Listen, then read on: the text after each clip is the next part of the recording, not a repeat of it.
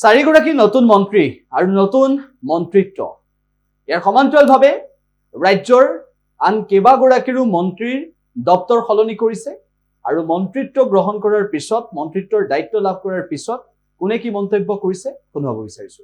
মই মাননীয় মুখ্যমন্ত্ৰী ডক্টৰ হিমন্ত বিশ্ব শৰ্মা ডাঙৰীয়াক ধন্যবাদ জনাওঁ। তেওঁ প্ৰথমতে মন্ত্ৰীসভাত স্থান দিছে। দ্বিতীয়ত বৰাক উপত্যকাৰ উন্নয়নৰ কাৰণে বৰাক ভেলী ডেভেলপমেণ্ট ডিপাৰ্টমেণ্ট নতুনকৈ সৃষ্টি কৰিছে। এই ডিপাৰ্টমেণ্টৰ দায়িত্ব মোক দিছে আৰু লগতে food and civil supply and consumer affairs and mines and mineral এই তিনিটি বিভাগ মোৰ হাতত তেওঁ ন্যস্ত কৰিছে। সেইকাৰণে যি দায়িত্ব মাননীয় মুখ্যমন্ত্ৰী তিনিটা বিভাগৰ মোক দিছে, মই সততা আৰু নিষ্ঠাৰ সহিত এই তিনিটা বিভাগত আগুৱাই লৈ যাম। আৰু লগতে এতিয়া বৰাক ভেলীৰ কাৰণে বেলেগ এটা ডিপাৰ্টমেণ্ট কৰিছে। সেইকাৰণে এইটো মোৰ কাৰণে সেই ডিপাৰ্টমেণ্ট পোৱাটো মোৰ কাৰণে গৌৰৱৰ বিষয়। মই বৰাক ভেলীতে বহুত দিন ভাৰতীয় জনতা পাৰ্টি সংগঠনৰ লগত জড়িত আছিলোঁ। বৰাকৰ সমস্যা আমি চবেই লৈ আমি আগৰ পৰাই জানো। সেইকাৰণে এই ডিপাৰ্টমেণ্টটো সৃষ্টি কৰা হৈছে নতুনকৈ, যাতে বৰাকৰ ডেভেলপমেণ্ট ভালকৈ আমি কৰিব পাৰোঁ, ক্ষিপ্ৰ গতিৰে আমি ডেভেলপমেণ্ট কৰিব পাৰোঁ। সেইকাৰণে এই তিনিটা বিভাগ মোৰ হাতত ন্যস্ত কৰিবৰ কাৰণে মই মাননীয় মুখ্যমন্ত্ৰী ডাঙৰীয়াক ধন্যবাদ জনাওঁ, কৃতজ্ঞতা জনাওঁ। আমি যিদিনা ফাৰ্ষ্ট কেবিনেট মিটিঙত আমি বহিছিলোঁ, সিদিনা মাননীয় মুখ্যমন্ত্ৰী ডাঙৰীয়াই এইটো কৈছিলে যে আমি এটা নতুন ডিপাৰ্টমেণ্ট আমি সৃষ্টি কৰিব গৈ আছোঁ। যেনে বড়ো এৰিয়াৰ কাৰণে এটা ডিপাৰ্টমেণ্ট আছে, হিলছ এৰিয়াৰ কাৰণে এটা ডিপাৰ্টমেণ্ট আছে, অঞ্চলভিত্তিক উন্নয়নৰ কাৰণে যেনে ডিপাৰ্টমেণ্ট আছে, ঠিক তেনে বৰাক উপত্যকাৰ কাৰণে আমি এটা ডিপাৰ্টমেণ্ট নতুন সৃষ্টি কৰি আছোঁ, যাতে বিভিন্ন ডিপাৰ্টমেণ্টৰ লগত লিয়াচনিং কৰি বৰাকৰ যে ডেভেলপমেণ্টৰ কামবিলাক আছে সেই কামবিলাক আমি সম্পূৰ্ণ কৰিব পাৰোঁ। এবং মই ভাবোঁ যে বৰাকৰ ৰাইজৰ কাৰণে, বৰাকৰ ডেভেলপমেণ্টৰ কাৰণে এইটো মাননীয় মুখ্যমন্ত্ৰী এটা নতুন দিগন্ত বুলি মই ভাবোঁ। আৰু সকলোকে ধন্যবাদ আৰু বিশেষকৈ মাননীয় মুখ্যমন্ত্ৰী আমাৰ dynamic chief minister doctor Himanta Biswa Sarma মহোদয়ক বিশেষকৈ বহুত ধন্যবাদ। আৰু যিটো বিশ্বাস আমাৰ ওপৰত ৰাখিছে আৰু যি দায়িত্ব দিছে আমি নিষ্ঠাৰ সহিত যাতে পালন কৰিব পাৰোঁ, এইটোৰ কাৰণে গোটেই চব ডিপাৰ্টমেণ্ট আৰু সকলোৰ আশীৰ্বাদ বিচাৰিছোঁ যাতে ভালকৈ আমি কাম কৰি যাব পাৰোঁ।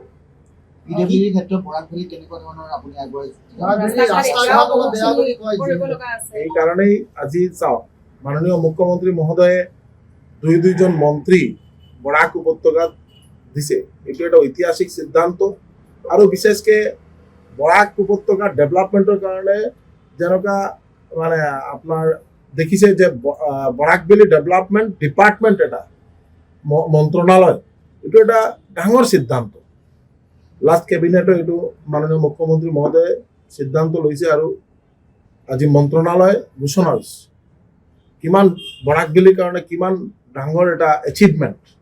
এইটো কাৰণে গোটা বৰাক ভেলীৰ ৰাইজৰ ফালৰ পৰা আমি মাননীয় মুখ্যমন্ত্ৰীৰ শ্ৰীচৰণে প্ৰণাম জনাইছোঁ আৰু কৃতজ্ঞতা জনাইছোঁ। কাৰণ বৰাক ভেলীৰ ডেভেলপমেণ্ট হ'লেই গোটেই অসমৰ আৰু ডেভেলপমেণ্ট ত্বৰান্বিত হ'ব। এইকাৰণে মাননীয় মুখ্যমন্ত্ৰী বৰাক ভেলীটো যাতে ভালকৈ ডেভেলপমেণ্ট হয়, সেইটো কাৰণে PWD ডিপাৰ্টমেণ্টৰ দায়িত্ব দিয়া হৈছে। আৰু আমাৰ বিশেষকৈ মানে যিটো আমাৰ ফিচাৰিজ বা পশুপালন যিটো এইবিলাক যাতে আৰু ভালকৈ বৰাক ভেলী ডেভেলপ হয় আৰু ভালকৈ কাম কৰি যাব পাৰোঁ, সেইকাৰণে এই ডিপাৰ্টমেণ্টবিলাক দিয়া হৈছে। আৰু আমি ভাবিছোঁ যে ভালকৈ যাতে 1 বছৰ টাইম আছে, 1 বছৰৰ ভিতৰত যাতে ভালকৈ কাম কৰি যাব পাৰে। অসমৰ মাননীয় মুখ্যমন্ত্ৰী মহোদয় তেখেতৰ কেবিনেটৰ সতীৰ্থ হিচাপে মোক তিনিটা বিভাগ চাবৰ কাৰণে মোক দায়িত্ব ন্যাস কৰিছে। এটা শক্তি বিভাগ, এটা স্কিল ডেভেলপমেণ্ট ডিপাৰ্টমেণ্ট আৰু এটা মেডিকেল এডুকেশ্যন। মই সৰ্বপ্ৰথমে আপোনালোকৰ জৰিয়তে মাননীয় মুখ্যমন্ত্ৰী মহোদয় মই বিশেষভাৱে ধন্যবাদ দিছোঁ যে তেখেতে মোক ইমান এটা গধুৰ দায়িত্ব মোৰ ওপৰত অৰ্পণ কৰিছে।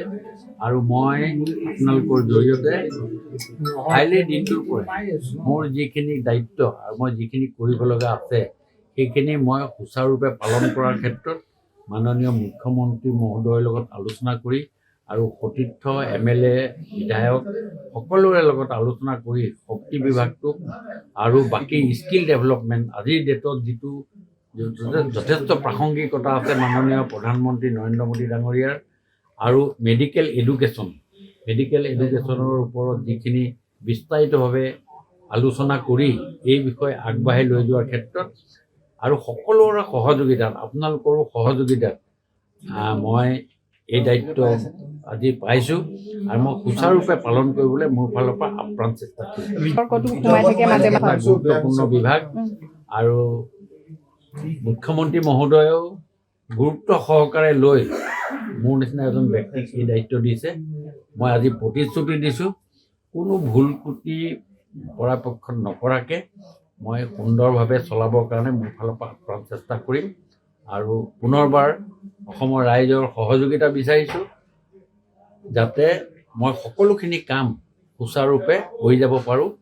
এইখিনিৰ কথা আৰু লগতে যথেষ্ট চিন্তাও হৈছে ইমান ডাঙৰ এটা গুৰু দায়িত্ব যেতিয়া মুখ্যমন্ত্ৰী মহোদয়ে ন্যস্ত কৰিছে আৰু মই আপোনালোকৰ জৰিয়তে মুখ্যমন্ত্ৰীকো মই প্ৰতিশ্ৰুতি দিছোঁ মোৰ ফালৰ পৰা আপ্ৰাণ চেষ্টা কৰি যাতে অসম ৰাজ্যৰ সৰ্বাংগীন উন্নয়ন কৰিব পাৰোঁ ইয়াৰে প্ৰচেষ্টা মই ৰাখিম। যিকোনো খবৰৰ বাবে যোগাযোগ কৰক 7099017330 লগতে 7099017110 নম্বৰত।